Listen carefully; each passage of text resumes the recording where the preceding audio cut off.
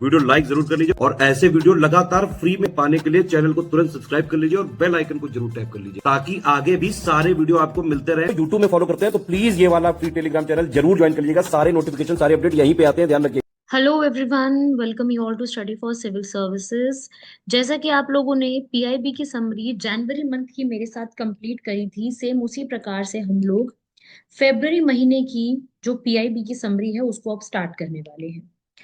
PIB जो press information bureau, सरकार की खुद की वेबसाइट, सारी वहीं पर ही पब्लिश किया जाता है। अगर आप में से कोई भी बच्चा है वो यूपीएससी एग्जाम की तैयारी कर रहा है या कि कोई भी स्टेट पीसी जैसे कि BPSC, UKPSC, RAS, CGPSC Orissa का, या कोई भी एग्जाम की आप तैयारी कर रहे हो, तो उसके लिए बहुत हेल्पफुल रहने वाला है। क्योंकि करंट अफेयर्स तो हर एक एग्जाम में आने वाले, करंट अफेयर्स जो भी होगा वो पीआईबी आपको पढ़ना ही होगा। उसके लिए आप लोगों को हमारा ये पेड ग्रुप है, इसको आप ज्वाइन कर सकते हो, बहुत फायदा मिलता है।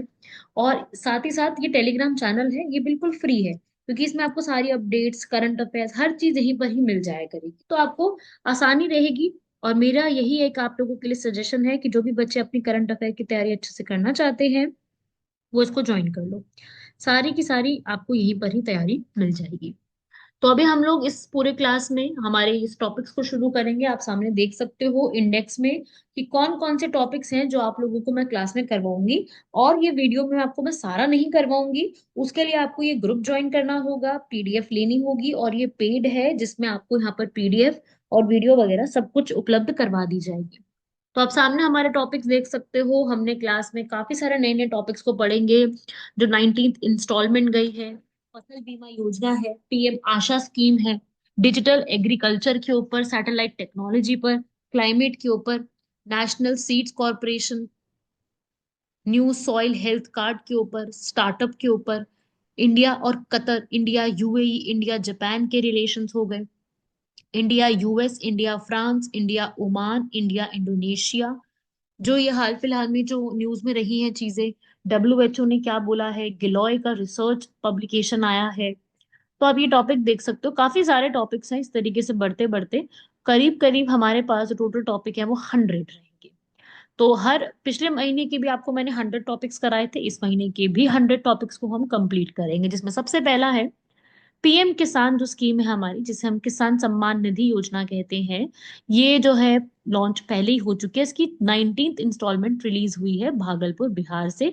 9.5 करोड़, मतलब कि आप मान लो करीब करीब 10 करोड़ फार्मर्स के लिए 22 हजार करोड़ रुपए वहां तक पहुंचाए गए हैं, जिसमें से करीब जो है 2.5 लाख से ऊपर महिलाएं भी शामिल हैं। ठीक है, यही पूरी जो वीडियो है ये आपको हिंदी मीडियम में भी मिलेगी और इंग्लिश में, दोनों में रहेगी। ठीक है। अभी होता क्या है इस पूरी स्कीम के अंदर, इस पूरी स्कीम में हमारे पास पूरे साल भर में जो है 6,000 रुपीज हमारे फार्मर्स को ट्रांसफर किए जाते हैं डीबीटी के तहत। डीबीटी का मतलब होता है direct benefit transfer. Directly bank account में जो है वो ट्रांसफर किए जाते हैं ताकि फाइनेंशियल एम्पावरमेंट बढ़ाई जा सके और एग्रीकल्चर की सपोर्ट किया जा सके। हर कुछ महीनों की इंस्टॉलमेंट्स इसके अंदर करके 2-2 हजार रुपए कंप्लीट किए जाते हैं। ऐसे ही प्रधानमंत्री फसल बीमा योजना को 9 साल कंप्लीट हो गए हैं। February 17 को फसल बीमा में क्या होता है, फसल कभी खराब हो जाती, कभी भी नेचुरल कैलामिटीज आ गई, डिजीज आ गया, फ्लड, अर्थक्वेक, किसी भी कारण की वजह से फसल जो है वो खराब हो गई है, तो उसमें इंश्योरेंस जो है वो मिलेगा। ठीक है, तो उसी के लिए यहाँ पर नेक्स्ट इंस्टॉलमेंट जो है वो दी गई है। फिर पीएम आशा स्कीम। पीएम आशा का मतलब क्या है, अन्नदाता आय संरक्षण अभियान, जिसमें जो है 35,000 करोड़ रुपीस का पूरा आउटले है, जिसके अंदर अन्न प्राइस मार्केट जो है उसका पैसा जो है वो लोगों तक पहुंचाया जाएगा, जिसमें उनकी पल्सेस, ऑयल सीड, सब कुछ उनको जो है वो स्टेबिलिटी प्रोवाइड की जाएगी। ऐसे ही नेक्स्ट हमारा आता है डिजिटल एग्रीकल्चर। डिजिटल एग्रीकल्चर का मतलब होता है कि एग्रीकल्चर में डिजिटलाइज कर दिया जाएगा। और अभी जो नई चीजें आ रही हैं जैसे कि एआई, मैपिंग बनाना, सॉइल की फर्टिलिटी पे चेक करना, कृषि के ऊपर सपोर्ट सिस्टम में चेक करना, ये सब चीजें चेक जो है वो करी जाएंगी। फिर सैटेलाइट टेक्नोलॉजी में क्रॉप लॉस असेसमेंट के ऊपर, अब कभी भी कहीं पर भी क्रॉप लॉस होती है तो हमें उसके बारे में पता कैसे चलेगा। जैसे फसल बीमा में कह रहे हैं कि पैसे पहुंचा दिए जाएंगे, उनका बीमा होगा, लेकिन उसके लिए हमें पता कैसे चलेगा कि कहाँ पर कितना लॉस हुआ है? वो सैटेलाइट के थ्रू जो है वो चेक किया जाएगा, रिमोट सेंसिंग सैटेलाइट डेटा लेकर के सारा, वहां से ये सारी जो चीजें हैं वो सरकार द्वारा उपलब्ध कराई जाएंगी। तो ये भी एक स्कीम, और ये पॉइंट याद रखिएगा। ऐसे ही क्लाइमेट से जुड़े हुए, कि भाई एग्रीकल्चर में क्लाइमेट का बहुत बड़ा योगदान होता है, बहुत एक्सट्रीम वेदर कंडीशंस हो जाती हैं, तो उसके लिए भी climate resilient agriculture initiative start किए जाएंगे। फिर national seeds corporation dividend presentation. फिर agriculture infrastructure new soil health card scheme, ये काफी इंपॉर्टेंट है। सॉइल हेल्थ से क्या होता है, हमें ये पता चलता रहता है कि जो सॉइल हम जिसमें अपना उगा रहे हैं, वो सॉइल हमारे को कितना ज्यादा फर्टिलिटी दे रही है, उसमें कितने न्यूट्रिएंट्स डालने की जरूरत है, और अगर हम उसमें कुछ भी इनपुट डालते हैं तो हमें कितना आउटपुट मिल सकता है, वो यहाँ पर ये सॉइल हेल्थ कार्ड हमें सारी जानकारी देता है। फिर AI enabled national consumer helpline जो है ये भी लॉन्च हुई है। नेशनल कंज्यूमर हेल्पलाइन क्या होता है, जिसमें जो भी प्रॉब्लम्स होंगी एग्रीकल्चर की, उसको उसी समय जो है वो सॉर्ट कर लिया जाएगा, जिसमें एग्रीकल्चर भी है और कंज्यूमर सारे ही आते हैं इसके अंदर। रिड्रेसल मतलब उनकी जो प्रॉब्लम्स है, उनकी जो प्रॉब्लम्स हैं, उन प्रॉब्लम्स का सॉल्यूशन निकाला जाएगा। ठीक है। तो उसके लिए एआई का इस्तेमाल करके, बहुत सारी लैंग्वेजेस का सपोर्ट करके ग्रीवेंसेस के बारे में सुना जाएगा, शिकायतें सुनी जाएंगी और शिकायतों का निवारण किया जाएगा। रिड्रेसल का मतलब होता है निवारण करना। और आप लोग यहाँ पे पढ़ सकते हो, हमारे यहाँ पर जो है प्री और मेंस दोनों की तैयारी कराई जाती है, और ऐसा बिल्कुल नहीं है कि सिर्फ करंट अफेयर्स कराते हैं, करंट अफेयर्स भी है, और पूरे जीएस का, पूरा सीसैट, सभी का कंटेंट आपको यहाँ पे मिलेगा। और पढ़ाई अगर आपने इसी तरीके से कर ली तो आपका सिलेक्शन हो सकता है। जैसे कि आप सामने देख सकते हो, यूपीपीएससी मेंस का हमारा ग्रुप चल रहा है, हिंदी स्टडी मटेरियल भी है, इंग्लिश हिंदी की कोई इशू नहीं होगा आपको, क्योंकि हमारे कोर्सेज बाइलिंगुअल चलते हैं। और आप आंसर राइटिंग सेशन में जा सकते हो। ठीक है, आप सामने पढ़ सकते हो आंसर राइटिंग, एस्से राइटिंग सेशन, कई बच्चों की एस्से राइटिंग वीक होती है, टेस्ट सीरीज में आपको चाहिए तो टेस्ट सीरीज ले सकते हो। यूपीपीएससी 2025 के भी ग्रुप चल रहे हैं, फाउंडेशन कोर्स भी चल रहा है, और नए पेड ग्रुप्स भी स्टार्ट हुए हैं। आप पेड ग्रुप्स का सामने देख सकते हो। आप में से, इसमें से जिस भी बच्चे को जैसा भी चाहिए तो आप वहां से सारी चीजें पढ़ सकते हो। मटेरियल सारा आपको दिया जाएगा, आपको सारी वीडियोस दी जाएंगी, और हर एक चीज आपको यहाँ पर प्रोवाइड कराई जाएगी, ताकि आपका एग्जाम में सिलेक्शन हो। सिर्फ एग्जाम ये नहीं कि आपने बस पढ़ के चले गए, सिलेक्शन की कोई गारंटी नहीं है। सिलेक्शन वाला पूरा मटेरियल, हाँ, मेहनत आपकी ही होगी। ठीक है, हमारा सारा मटेरियल होगा, वीडियोस होंगी, समझाना होगा, बताना होगा, और मेंटोरशिप देना होगा। राइट, पूरी आपको मेंटोरशिप दी जाएगी, डाउट क्लियर किए जाएंगे, टेस्ट सीरीज वो होंगी, और वही मटेरियल होगा जिससे एग्जाम में क्वेश्चंस आते हैं। आलतू फालतू की चीजें नहीं कराई जाएंगी। जिन चीजों से एग्जाम में क्वेश्चन बन सकता है, सिर्फ उन्हीं चीजों को यहाँ पर कराया जाएगा।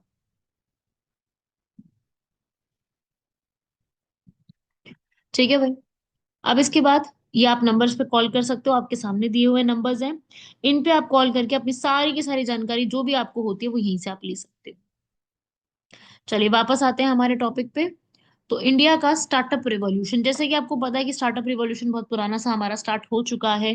2016 में एमएसएमईज का ग्रोथ शुरू हो गया, तो सरकार ने भी उसके अंदर जो उनको लाइसेंस मिलना है टैक्स के ऊपर है, सरकार ने काफी सारी इजी कर दी हैं। इन्वेस्टमेंट प्रोसेस को भी आसान कर दिया है, तो उसी के ऊपर ये पूरा टॉपिक है।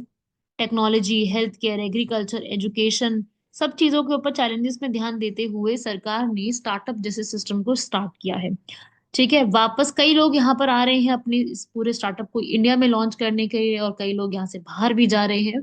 वो हर प्रकार की चीजें हैं भारत के अंदर। लेकिन ये है कि स्टार्टअप की वजह से भारत में जॉब्स बहुत जनरेट हो गई हैं। लोग अब, क्योंकि अब स्टार्टअप पे हर बिजनेसमैन जो है वो जॉब क्रिएट करेगा।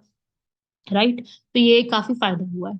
ऐसे ही हमारा एक्सपोर्ट्स के ऊपर है। भारत ने एक्सपोर्ट्स में हाई रिकॉर्ड्स हासिल कर लिए हैं। Engineering goods, petrol, jewellery, pharmaceutical, हम इन सबका एक्सपोर्ट तो करते ही हैं। देखो, एक तो होता है इम्पोर्ट, एक होता है एक्सपोर्ट।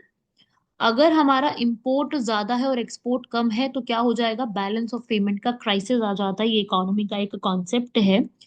हमारा जो इम्पोर्ट और एक्सपोर्ट जो है वो या तो बराबर होना चाहिए, या एक्सपोर्ट ज्यादा होना चाहिए, तभी हम लोग किस में जा पाएंगे, ट्रेड के सरप्लस में जा पाएंगे, वरना ट्रेड के डेफिसिट में जाएंगे, जो आज के टाइम पे हमारा चाइना के साथ है। चाइना के साथ हमारा इंपोर्ट जो है वो बहुत ज्यादा है और एक्सपोर्ट उसके मुकाबले बहुत कम है, जिसके कारण हम उनके लिए ट्रेड डेफिसिट में जाते हैं। और ये हमारा ही नहीं, आपने अभी सुना होगा यूएसए और चाइना के बीच में जो टैरिफ का ट्रेड वॉर चल रहा है, उसका भी कुछ यही कारण है। यही प्रॉब्लम्स की वजह से उनमें भी ये जो है वो समस्याएं देखने को मिली है। तो एक्सपोर्ट बढ़ेगा तो हमारा ग्रोथ बढ़ेगा, ग्रोथ बढ़ेगा तो फॉरेन एक्सचेंज के रिजर्व्स यहाँ पर बढ़ेंगे, वो भी हमारे लिए बहुत जरूरी है। फॉरेन एक्सचेंज के रिजर्व्स बढ़ेंगे तो समस्याएं जो है वो सही होने लगती हैं। ठीक है, बढ़ते हैं इसके बाद आगे।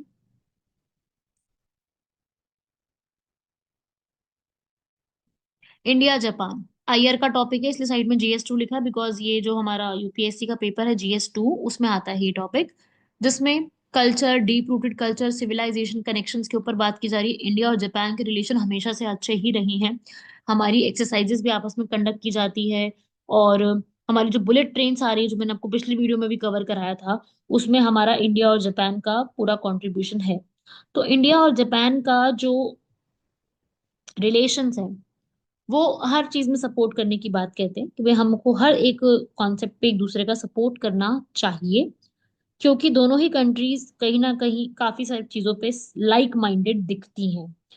ठीक है, लाइक माइंडेड दोनों कंट्रीज दिखती हैं। बाकी इकोनॉमी और इन्वेस्टमेंट में बढ़ाने की पूरी कोशिश लगाई हुई है। हमारे जो वहां से फॉरेन डायरेक्ट इन्वेस्टमेंट आता है भारत को, वो भी बढ़ाने की बात की गई है। और बस ये है कि बहुत ज्यादा हम लोग, मतलब वहां जाके इन्वेस्टमेंट हम नहीं कर पाते हैं। ठीक है, एक्सपोर्ट उनका बहुत हो रहा है, हमारा इन्वेस्टमेंट वहां पे बहुत कम हो रहा है। इसी को बढ़ावा देने के लिए ये किया गया। बाकी हमारी इनके साथ एक्सरसाइजेज होती हैं, जैसे कि वीर गार्जियन, धर्मा गार्जियन, शिन्यू मैत्री। ये एक्सरसाइजेज भी हमारी उनके साथ कंडक्ट कराती आ रही है अब तक। ठीक है, तो वो चीजें हैं, वो इनिशिएटिव्स कुछ इस तरीके से याद रखना।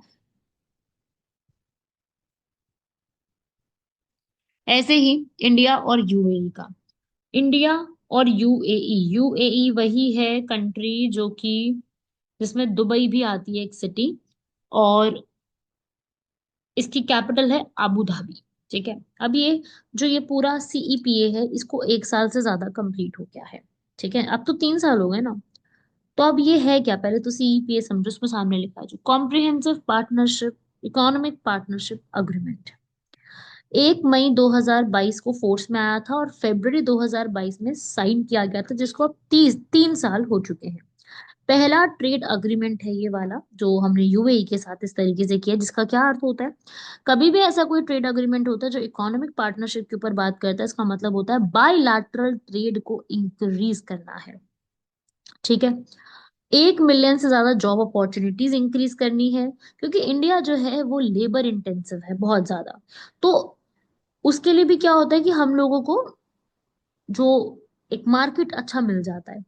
दूसरी इंपॉर्टेंट चीज कि जो भी वहां से गुड्स यहाँ पे आते हैं एक्सपोर्ट, उसमें जीरो ड्यूटी लगेगी। वो भी एक इम्पोर्टेंट पॉइंट है। जैसे कि पेट्रोकेमिकल्स है वहां से आते हैं, एल्यूमिनियम आता है, कॉपर आता है, तो उसी के लिए यहाँ पर ये सब जो बेसिकली पूरा होता है ना, ये इसी के लिए होता है, ये पूरा ट्रेड को इंक्रीज करने के लिए। ये टॉपिक ही अपने आप में ट्रेड से जुड़ा हुआ है। तो इसको 3 साल कंप्लीट हो गए हैं, इसके लिए ये पूरा न्यूज में था। ठीक है, ताकि हमारा ट्रेड इम्बैलेंस सही हो सके। फिर इसके बाद हमारा कतर के साथ है अगला, ये सीएपी यहाँ पर हो गया। अब अगला इंडिया और कतर की जॉइंट बिजनेस फोरम। कतर भी अभी काफी ज्यादा न्यूज में चल रहा है, और वैसे भी कतर काफी ज्यादा फेमस भी हो रहा है इंडिया में, टूरिज्म के रूप में काफी ज्यादा फेमस हो रहा है। तो इंडिया और कतर का जॉइंट बिजनेस फोरम ना अभी हुआ है। ये आपको पता है, ये जो वहाँ के 17-18 फरवरी को वहां के जो शेख हैं, आमिर जो है वहां पे, शेख तामीम बिन हामद बिन खलीफा अल थानी, ये भारत आए थे। तो यहाँ पर बिजनेस पूरी कंडक्ट किया गया, फोरम कंडक्ट किया गया। हमारे जो कॉमर्स इंडस्ट्री के मिनिस्टर हैं पीयूष गोयल, वो भी वहां पे गए थे, और दोनों ने मिलकर के काफी सारी बातें करी। और यही बोला, उन्होंने भी ये चीज बोला कि इंडिया जो है, मतलब हम दोनों ने इस बात पे अग्री करा है कि इंडिया आगे आने वाले समय में 2047 तक, जब हमारी आजादी को 100 साल कंप्लीट हो जाएंगे, तब तक हम लोग काफी बड़ी इकोनॉमी अपने आप को बना चुके होंगे।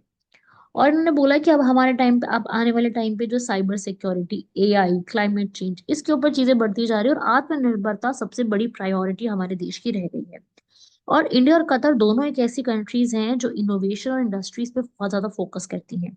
इसलिए दोनों कंट्रीज यहाँ पर joint venture working group start कर रही हैं। कहाँ पर? और इंडिया ने कतर के बिजनेसमैन जो है उनको भी बुलाया है कि आप भी गिफ्ट सिटी में आओ। अब आप कहेंगे मैम ये गिफ्ट सिटी क्या है, कौन सी, कोई किसी को गिफ्ट कर रहे हैं क्या? नहीं, ऐसा नहीं है। गिफ्ट सिटी का मतलब है Gujarat international financial tech city. Gujarat में बनाई जा रही है, अहमदाबाद के पास, ताकि जितनी भी इन्वेस्टमेंट्स वगैरह होती हैं, और जो है ये पूरा बिजनेस हब बना दिया जाएगा, पूरे इंडिया का सबसे बड़ा फाइनेंशियल मार्केट इसको बना दिया जाएगा। तो ये सब चीजें जो है ना इसी के लिए की जा रही है। ठीक है।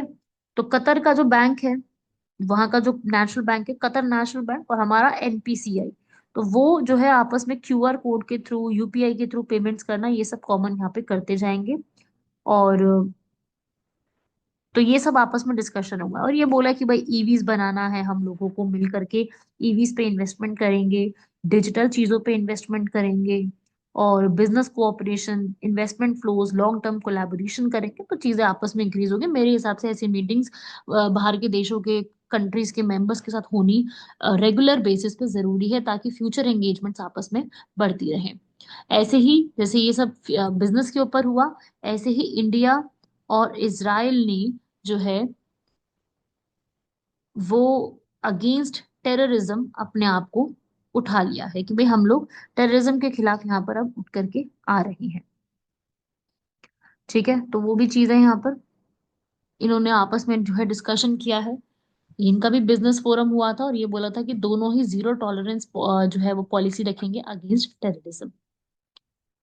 फिर डीपीआईआईटी पार्टनर्स इकोसिस्टम जो है वो स्टार्टअप को बढ़ाना चाहते हैं। स्टार्टअप का मतलब वो डीपीआईआईटी का एक हमारी ऑर्गेनाइजेशन है जो कि ministry of culture, sorry ministry of commerce के अंदर आती है, department of promotion of industry and internal trade, ताकि जो है इंडिया ग्लोबल स्टार्टअप हब के रूप में निकल के आए। वैसे यहाँ पर यूनिकॉर्न्स बहुत बने। यूनिकॉर्न्स का मतलब होता है वो कंपनी जिन्होंने जो है मिलियंस में टच किया है, तो वो काफी रही हैं।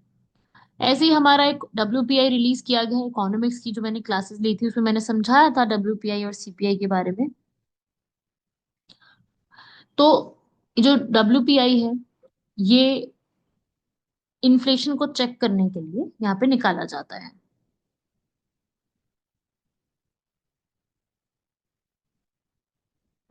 ठीक है भाई, तो उसी के लिए जो है वो डिक्लाइन हुआ है। Stable inflation, monetary policy decisions. फिर इसके बाद ई नाम प्लेटफॉर्म में जो एग्रीकल्चर प्रोडक्ट्स को ऑनलाइन बेचने की बात करता है, उसमें कुछ नए कमोडिटीज को ऐड किया गया है ट्रेड करने के लिए। आप यहाँ देख सकते हो कमोडिटीज कौन कौन सी, एक मिनट रुकेंगे। यहाँ पे आप देखोगे कमोडिटीज, तुलसी लीव्स, बेसन, चावल का, चना सत्तू होता है जो, एसोफोडिटा मतलब जीरा, फेन्यूग्रीक मतलब मेथी दाना, ये सब वेजिटेबल्स, ड्रैगन फ्रूट हो गया, ये सब चीजें इसमें ऐड की गई ताकि एग्रीकल्चर ट्रेड जो है वो बूस्ट किया जा सके। ये भी इसमें ऐड किया गया है। स्पेस सेक्टर में भी अब, लास्ट क्लास में भी आपको बताया था मैंने जनवरी के करंट अफेयर्स में, कि स्पेस सेक्टर में अब जो है प्राइवेट इंडस्ट्रीज कूद करके बाहर आ रही हैं। तो यहाँ पे प्राइवेट इंडस्ट्रीज जो है वो अब, इसरो तो है ही अपनी अपनी, इसरो तो इसमें काम कर ही रही है वो, लेकिन वो गवर्नमेंट एजेंसी है। तो हमारी स्पेस मिनिस्ट्री ने ये बोला है कि प्राइवेट इंडस्ट्रीज को भी यहाँ पर इंडिपेंडेंट स्पेस एक्टिविटीज करने का अलाउ किया जाएगा, हायर कॉन्ट्रीब्यूशन उनका स्पेस इकोनॉमी में दिया जाएगा।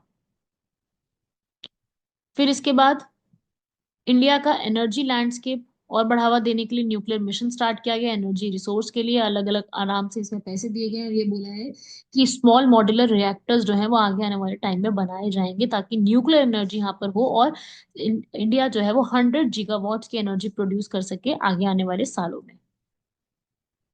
अगला हमारा यूएसए और इंडिया का स्ट्रैटेजिक पार्टनर, बिकॉज पीएम जो है वो यूएसए की विजिट पे गए थे। वहां पे जाकर के, अब भाई किसी जगह विजिट पे जाओगे तो डिस्कशन तो करोगे ना चीजों के ऊपर। कोई यहाँ आ रहा है, हम वहां जा रहे हैं, तो कोई ना कोई डिस्कशन तो आपस में चलती ही रहेगी। ठीक है, तो उसके लिए ही क्या किया गया है, उसी के लिए सेम इंडिया में जो वहां पर और यहाँ पर ट्रेड, किसी भी कंट्री की जो नींव होती है ना वो ट्रेड से बिछती है। अगर वहाँ का ट्रेड बहुत अच्छा है, वहां पे ट्रेड जो है, जैसे चाइना का आप मान के चलो, तो चाइना का अपने आप जो है पूरे वर्ल्ड में दबदबा होना शुरू हो जाएगा। भले ही कुछ कंट्री उनसे गुस्सा हो, मतलब पसंद ना करती हो, कुछ भी है, लेकिन चाइना का जो ट्रेड है, मैन्युफैक्चरिंग सेक्टर है, वो तो अपने आप में है ही ना बहुत बड़ा। हर कंट्री उससे ट्रेड डेफिसिट में जा रही है, सरप्लस में तो कोई है ही नहीं ना उस कंट्री कंट्री उससे, स्पेशली चाइना से। तो अगर आपको ट्रेड बढ़ाना है, मेन आपका ऑब्जेक्टिव होता है कि किसी भी देश के साथ आप अगर कोई भी अग्रीमेंट कर रहे हो, तो उसमें ये होना चाहिए कि आप ट्रेड इंक्रीज करोगे। तो यूएसए के साथ भी वही किया हमने, फ्रांस के साथ भी अभी गए थे, वहां पर भी ये करा कि बायलैटरल ट्रेड बढ़ाएंगे और एक दूसरे की कंट्रीज में इन्वेस्टमेंट बढ़ाएंगे। वहां पे यहाँ पे कुछ इन्वेस्टमेंट करेंगे, कोई न्यूक्लियर पावर प्लांट में कर दिया जैसे मान लो, कोई हाईवे प्रोजेक्ट में कर दिया, कोई भी बुलेट ट्रेन के प्रोजेक्ट में कर दिया, तो कुछ ऐसे ऐसे प्रोजेक्ट्स में आपस में जो है कुछ ना कुछ इस तरीके से चीजें रखेंगे। तो उस पैटर्न के हिसाब से क्या होगा, ट्रेड इंक्रीज होगा।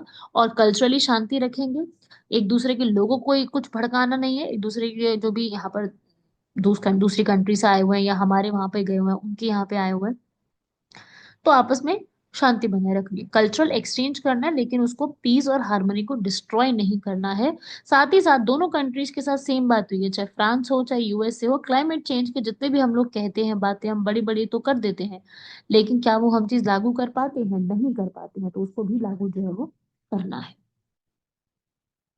सेम ऐसे ही यहाँ पर आप पढ़ सकते हो, कतर के साथ भी सेम जो है वो रिलीज की गई है। डिफेंस कोऑपरेशन बढ़ाएंगे, जॉइंट एक्सरसाइज बढ़ाएंगे, एनर्जी का सेक्टर नया निकल के आ रहा है, ईवीज का सेक्टर नया निकल के आ रहा है, उस पे बात करेंगे, सेमीकंडक्टर मैन्युफैक्चरिंग पे बात करेंगे। ऐसे ही इंडिया और ओमान के बीच में ही भी जो है साइन किया गया है, इंडिया और ओमान में जो है रिकॉर्ड्स मैनेजमेंट करना, ट्रेनिंग प्रोग्राम्स करना, डिजिटलाइजेशन इनिशिएटिव्स करना, कल्चरल हेरिटेज प्रमोट करना। ठीक है, तो रिसर्च वर्क करने, हर एक देश के साथ कुछ ना कुछ ऐसा ही हो रहा है, कुछ और नया नहीं है, सेम यही चीजें यहाँ पर की जा रही है। समझे भाई? यहाँ पर आप रीड कर सकते हो,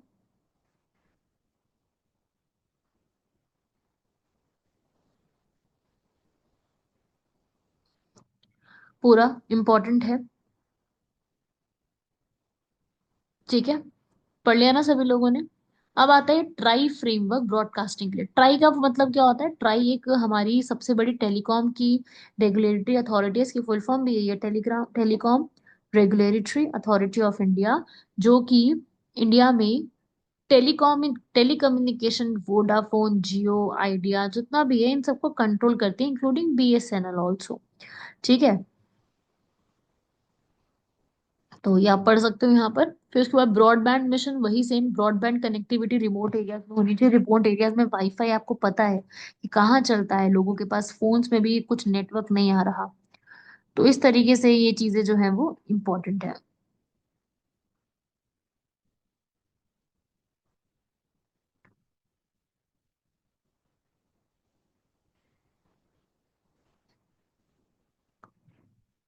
फिर इसके बाद रिमोट एरियाज में वही टेलीकॉम कनेक्टिविटी आप पढ़ सकते हो।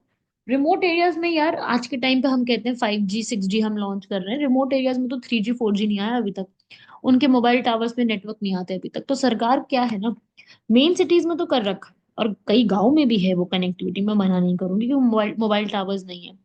लेकिन जितने भी ऐसे ट्राइबल एरियाज हैं, स्पेशली कौन से ट्राइबल एरिया जो कि पीवीटीजी कैटेगरी में आते हैं, पर्टिकुलरली वनरेबल ट्राइबल ग्रुप उन्हें कहा जाता है, उस ग्रुप में जितने भी लोग आते हैं ना, उनके पास बहुत कम है यहाँ पर। तो इसके लिए सरकार जो है उन्होंने बोला है कि हम लोग 4G कवरेज देंगे।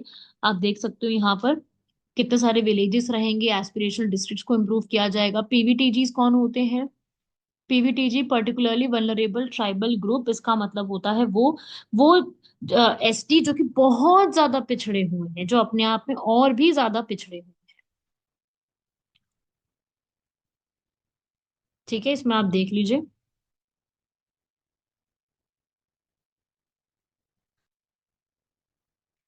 आगे बढ़ते हैं इसके बाद। ठीक है, तो ये स्पेशली कुछ है चीजें जो आपको याद करनी पड़ेंगी अलग से। फिर एआई के लिए, एआई वही एग्रीकल्चर में, आपको मैंने पहले भी ये चीज बताई हुई है, एआई का एग्रीकल्चर में। फिर डिजिटल आइडेंटिटीज के ऊपर आया हुआ है, फार्मर की आईडीज बनाई गई हैं बहुत सारे फार्मर्स की। करीब करीब 11 करोड़ फार्मर्स की आईडी बनाई जाएगी, आगे चल के नॉर्थ ईस्ट में भी इंक्लूड किया जाएगा, ताकि सभी लोगों को फार्मर का डेटा, उनका लैंड रिकॉर्ड, उनकी लैंड होल्डिंग्स कितनी है, उनको किस बात का बेनिफिट मिला हुआ है, और उनको जो है किसान क्रेडिट कार्ड मिला हुआ है नहीं, बेसिकली सारी चीजें जो है उन तक वो कवर करवाई जाएंगी। तो वो है इसका ऑब्जेक्टिव। फिर एआई इनिशिएटिव पब्लिक गुड्स के लिए लॉन्च किया गया, ताकि सोसाइटी के चैलेंजेस को यहाँ पर जो है वो ओवरकम किया जा सके। ठीक है, स्मॉल होल्डर फार्मर्स हो गए, क्लाइमेट क्लाइमेट के ऊपर ध्यान देना हो गया, हेल्थ केयर सर्विसेज के ऊपर हो गया, एजुकेशन इनिशिएटिव्स के ऊपर हो गया। तो एआई जो है वो इसके ऊपर काफी अच्छे से फोकस कर रहा है। फिर गिलोय रिसर्च पब्लिकेशन है। गिलोय क्या होते हैं? तीनोसोप्रा कॉर्डिफोलिया। ठीक है, तो ये जो है ना गिलोय, ये heart disease, diabetes, leprosy, arthritis, allergy, इस पे काफी ज्यादा फोकस होता है गिलोय का। ठीक है, तो गिलोय जो है ना यहाँ पर, जिसे अमृता बोला जाता है आयुर्वेद में, जो कि बहुत सारे डिसीजेस के लिए किया जाता है, उसका रिसर्च वर्क जो है वो किया गया। तो आपको ये छोटे छोटे से फैक्ट्स याद करने हैं। मतलब नाम क्या होता है इसका? टीनोसोप्रा कॉर्डिफोलिया इसका साइंटिफिक नेम है, इसे आयुर्वेदा में अमृता बोला जाता है। और इसका इस्तेमाल क्या है, मेडिसिनल बेनिफिट्स क्या है इसके, और ये काम करेगा कौन? ट्रेडिशनल मेडिसिन है ना गिलोय, तो उसके लिए आयुष मंत्रालय करेगा। आयुष की फुल फॉर्म क्या होती है? आयुर्वेद, योग, यूनानी, सिद्ध, होम्योपैथी। तो वही उनके लिए काम किया जाएगा। फिर इसके बाद हमारा अगला आता है, डब्ल्यूएचओ ने आयुष के ऊपर बात करी है। डब्ल्यूएचओ जो है वो इंटरनेशनल क्लासिफिकेशन ऑफ डिजीज करता है, जिसमें वो जो भी हमारी ट्रेडिशनल मेडिसिन की चीजें हैं उनका कोलैबोरेशन किया जाता है। और पता है आपको, इसका अभी समिट भी हुआ था कुछ टाइम पहले, जो कि कहाँ हुआ था? इसका समिट अभी रिसेंटली कंडक्ट कराया गया है गुजरात में। गुजरात की कैपिटल गांधीनगर में कराया गया है। तो वहां पर कोलैबोरेशन इंक्रीज करना, ट्रेडिशनल मेडिसिन पे ध्यान देना है, कॉमन लैंग्वेज लेके आओ, और ट्रेडिशनल मेथड्स का, मेडिसिन का आज के टाइम पे हमारा क्या योगदान हो सकता है, उसके ऊपर ध्यान देना। इन चीजों के ऊपर फोकस जो है वो किया गया, और क्या तैयार किया गया उसके लिए? आयुष रिसर्च सेंटर्स को तैयार किया गया है। ठीक है, फिर ऐसे ही इंडिया और इंडोनेशिया के आपस में जो है वो कोलैबोरेशन हुआ है ट्रेडिशनल मेडिसिन को लेकर के। वो भी हमारे साथ मिलकर के एमओयू साइन किए हैं, और दोनों कंट्रीज मिलके जो थेरापेटिक इनके पोटेंशियल्स होते हैं ट्रेडिशनल मेडिसिन के, उस पर ध्यान देंगे। अब थेरापेटिक का मतलब क्या होता है? जो हमको थेरेपी में आराम दे।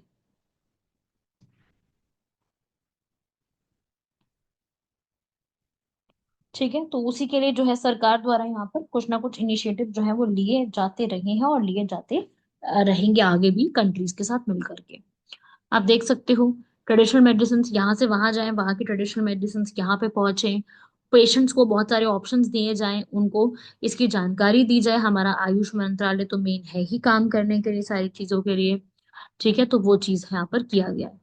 ऐसे ही हम जैसे अगर आयुर्वेद की बात करते हैं, तो उसी के लिए नेशनल धन्वंतरी आयुर्वेद अवार्ड्स भी दिए जाते हैं। Dhanvantari basically the father of Ayurveda कहे जाते हैं, जो कि हमारे बहुत पुराने टाइम पे गुप्ता टाइम पीरियड में हुआ करते थे। तो उन्हीं के अवार्ड यहाँ पे दिए गए हैं इंडियन मेडिसिन में, ताकि वो क्लिनिकल प्रैक्टिस, रिसर्च और टीचिंग जो है वो कर सके। ठीक है, तो सरकार जो है ट्रेडिशनल मेडिसिन सिस्टम के लिए धन्वंतरी जो पूरा इनिशिएटिव है उसको भी स्टार्ट कर रही है। क्लियर हुआ? तो ऐसे करते करते हमारे और टॉपिक्स हैं। डिजिटल ट्विन हो गया, एआई समिट पेरिस में गए थे उसके लिए हो गया, इंडिया एनर्जी वीक अभी चला है उसके ऊपर हमारे पीएम ने किया है, green hydrogen global investors summit हुआ है, कहाँ पे हुआ है? भोपाल में हुआ है। और असम 2.0 समिट अभी हुआ है, इकोनॉमिक कोलैबोरेशन के ऊपर हुआ है, काफी सारी चीजें और भी हैं। भूटान के साथ हो गया, कोरिया के साथ हमारे हो गए। और ये देखो, इम्पोर्टेंट नेशनल मिशन फॉर मखाना, जैसे आपको याद होगा मैंने पिछले लेक्चर में बताया था कि हमारा टर्मरिक हल्दी का बोर्ड बनाया जा रहा है। जैसे कॉटन का है और बाकी सबका बना हुआ है, ऐसे ही हल्दी का बनाया जा रहा है। अब मखानों के लिए भी बोर्ड बनाया जा रहा है, जिन्हें फॉक्स नट्स कहा जाता है। मखाने जो कि सबसे ज्यादा बिहार यूपी में कल्टीवेट किए जाते हैं, ईस्ट इंडिया में किए जाते हैं, उसकी वैल्यू इंक्रीज हो रही है। जो हमारे पूरा इंडिया है वो हेल्थ और फिटनेस की तरफ अब ध्यान देने लगा है कोविड के बाद से। तो अब यहाँ पर रिसर्च सेंटर फॉर मखाना भी ओपन किया गया है, ताकि फार्मर भी उसकी अच्छे से कल्टीवेशन कर सके, प्रैक्टिसेस कर सके, और उसी को आगे से कंट्रीब्यूशन दे सके। ठीक है, तो उसके बाद अगला ट्रांसफॉर्मिंग एग्रीकल्चर फाइनेंस इनिशिएटिव्स करे जा रहे हैं। पेट्रोलियम प्रोडक्ट को सेल करने के लिए चीजें बढ़ाई जा रही हैं ताकि पेट्रोलियम प्रोडक्ट सेल किए जा सके। यूनिफॉर्म सॉफ्टवेयर इंप्लीमेंट कराया जाएगा। राशन स्कीम स्टार्ट कराई जा रही है महाकुंभ 2025 के लिए। क्लाइमेट चेंज के ऊपर बात की जा रही है कल्चरल हेरिटेज में। हमारा कल्चरल मैप लॉन्च किया जाएगा अभी आगे आने वाले टाइम में। ठीक है, मैं आपको दिखा रही हूँ कि हम लोगों ने जो ये पूरी पीआईबी की समरी ली है उसमें कितने सारे आर्टिकल्स को आपके लिए कवर किया है। तो आप लोग अगर चाहो तो इसकी पूरी पीडीएफ ले लो, उसके लिए आपको ज्यादा आसानी रहेगी। अगर आप पीडीएफ ले लोगे तो उसमें आपको सारी इंफॉर्मेशन मिल जाएगी। एक बार वीडियो देख लो मेरी और फिर पीडीएफ ले लो। पीडीएफ पढ़ लोगे ना एक बार में तो बड़ी आसानी हो जाएगी कि कहाँ पे जो है क्या बना हुआ है, किस रीजन में क्या एग्जिस्ट करता है। तो मतलब आपको बहुत इजी सारी सारी चीजें हो जाएगी, तो आसानी रहेगी, मुश्किल कुछ भी नहीं लगेगा आपको इसके अंदर। तो आपकी मर्जी है बाकी तो। ठीक है, मैं आपको सिर्फ बता रही हूँ कि आपको आसानी क्या रहेगी।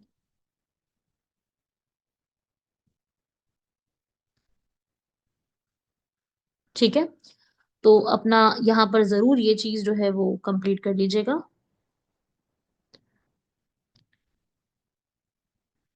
मैं आपको और दिखा देती हूँ इंडिजिनियस लैंग्वेज हेरिटेज के ऊपर कितनी चीजें, अडॉप्ट हेरिटेज स्कीम आई है। फिर ऐसे करते मैंने आपको तो कुछ सिर्फ कुछ ही आर्टिकल्स कराए हैं। बेसिकली हमारे पास तो टोटल 100 आर्टिकल्स है। अगर आप 100 आर्टिकल्स पढ़ जाओगे तो आपको वैसे ही बहुत सारी चीजें याद हो जाएंगी। अब जैसे ये टॉपिक है फ्लीट रिव्यू। अब क्वेश्चन आता है कि इंटरनेशनल फ्लीट रिव्यू कहाँ पे हुआ था।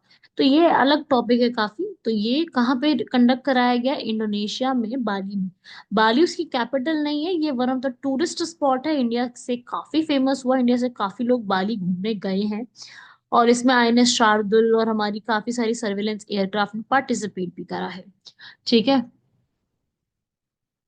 उसके बाद ये डिफेंस इनोवेशन के ऊपर हो गया, यूएई के साथ मैंने पहले भी बताया था, एरो इंडिया, वो तो बहुत ही इंपॉर्टेंट है।